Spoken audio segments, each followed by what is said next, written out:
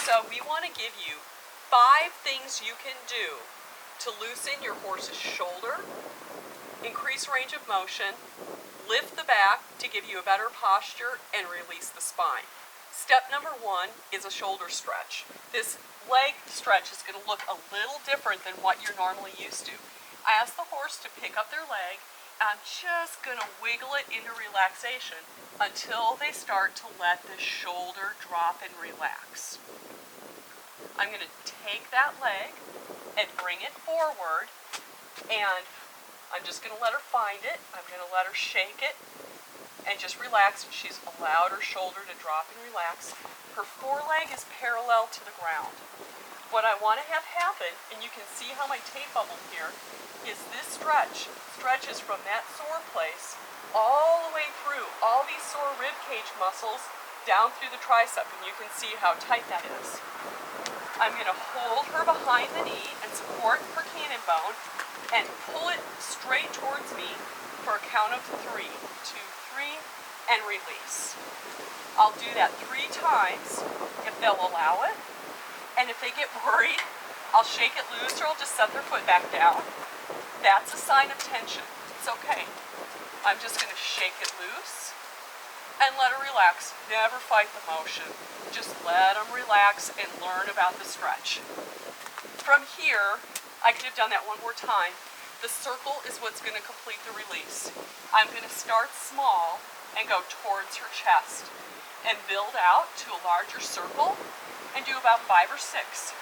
And then I'm going to start from their chest and come back just towards the edge of her shoulder and release that, shake it out, and gently set it down. And she's licking and chewing, showing her release. Good girl. When you initially start this process, just do 1 set like that. You can build up to a couple, and that should help to start eliminate the pressure back here. I'll do it one more time. I ask her to pick up the leg. I just shake it loose. She's even looser this time. I'm going to walk that leg out and just keep it nice and loose so she doesn't want to fight me. Notice, we already have more range of motion. She's more comfortable. I'm going to 1, 2, good girl.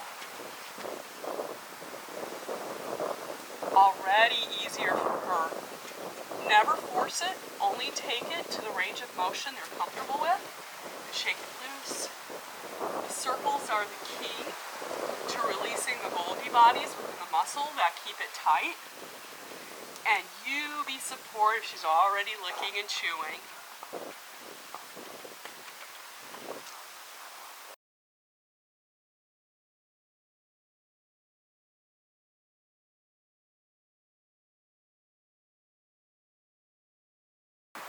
Step 2. We're going to do a butt tuck. Some horses do this very easily, and some have a really difficult time doing this. What I want you to do is put your thumbs and your forefingers together to make a triangle. You're going to set that triangle right over the top of your horse's dock. Then you're going to let your fingers open like this and curl. So here I am. I'm going to open my fingers and curl, and you're going to find a little indentation right here. I'm going to stand close to the horse in case they get surprised or kick, and I just start pushing and scratching my fingers a little bit, and she started to move, which is great. She's real tense in the back. I don't want her to rise up too quick. I just want to grow that stretch. This place on her butt is a reflex point. So that is why it causes the back to lift. Good girl.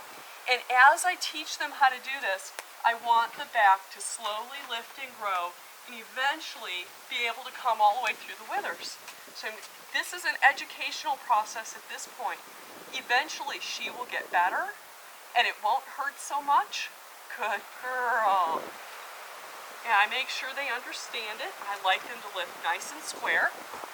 She came to about here in the lift. I'm going to complete that lift with step 3.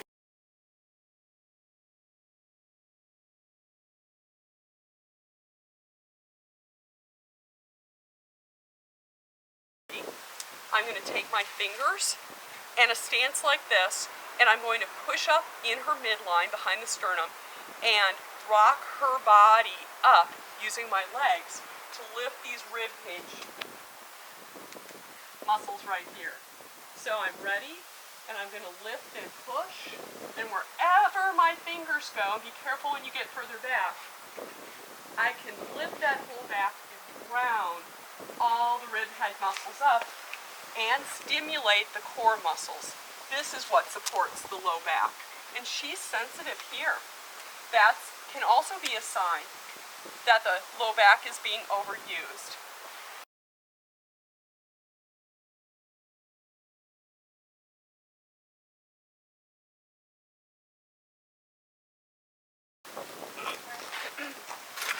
Let's see how she is. Good girl, she's already thinking about it. Step 4 is we're going to stretch this hind leg. It's going to involve flexing the hind limb up, circles both ways, and then an extension stretch forward. This stretch is to release the psoas muscle, which is a core body muscle. It can be related to tension in the low back. It attaches below the spine and deep into the pelvis. The only way to reach it is through this stretch. I'm going to ask Reagan for her leg. Good girl. And I'm going to flex the limb to disengage the stifle, and I'm going to support her leg with my hand on her on her cannon bone, and then I'm going to make small circles with the entire limb and gradually get bigger. I'm always working towards the midline. Now I'm going to reverse from the midline back out, and her leg is getting much less tight, and I'll take those circles back and forth a couple directions and set the leg down. And for horses that have had a lot of low back tension, that can be uncomfortable at first when you ask them for that. I'm going to wait and see if she relaxes. Maybe a little lick and chew. Good girl. Good girl. That pain can be worrisome for them. They don't understand it. I'm going to ask her for that again, and she's less worried this time. I'm going to do a few circles before I take that leg forward. What I'm going to do is cup the toe and still support the back of the fetlock, and I just have met the barrier. The leg doesn't want to stretch any further than this, and I'm just waiting, and I'm going to do the same 5 circles each direction. Notice that the whole leg is moving, and there she just reached forward. No tail swish. Good girl. Just to see where she's at on that, I'm going to ask her for that one more time. She's already thinking about the other leg. I'm just going to let her get balanced. Sometimes these changes can be disconcerting. Just let him get back centered. Good girl. Again, only do stretches like this if you feel safe and confident doing them. This is what I do for a living. So I too don't want to get kicked, but I also have to be confident for this horse so that she can be confident in her own body. Now I'm just going to shake that tension loose. There we go. I finally got the release I was looking for. And again, no big deal. I don't make any of this any big deal.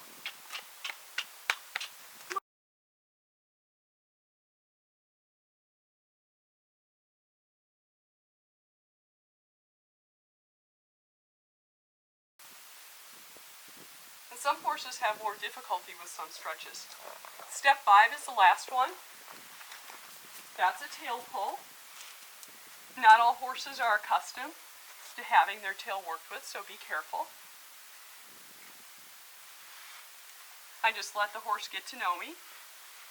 What the tail pull does is it's going to traction and separate the spine and give the horse some relief. open the space between the spinous processes. And because this is new for her, I'm just going to run my hands up and down that tail and just let her relax.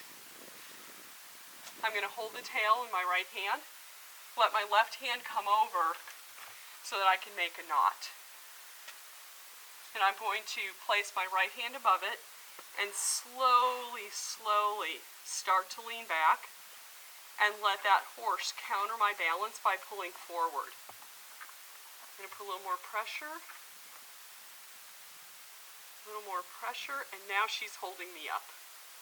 And this is very common for them to rest a hind foot because it really feels good.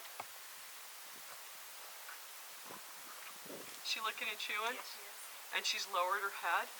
You know, some horses are a lot more sensitive, and when they do have body pain, they're reactive to it.